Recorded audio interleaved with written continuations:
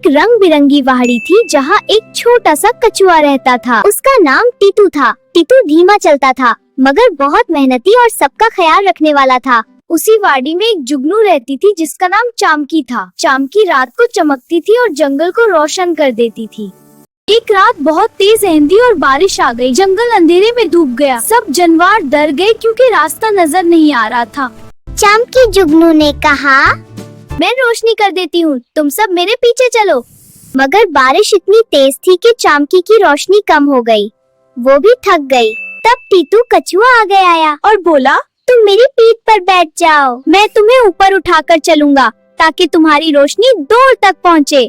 चामकी टीटू की पीठ पर बैठ गई। अब उसकी रोशनी और तेज नजर आने लगी। सब जानवर एक सेफ जगह तक पहुंच गए। बाद में सबने मिलकर कहा, जो धीमा होता है जरूरी नहीं कि कमजोर हो, हर किसी की अपनी ताकत होती है। चामकी मुस्कुराई और बोली, और जब हम मिलकर काम करते हैं तो अंधेरा भी रोशन हो जाता है।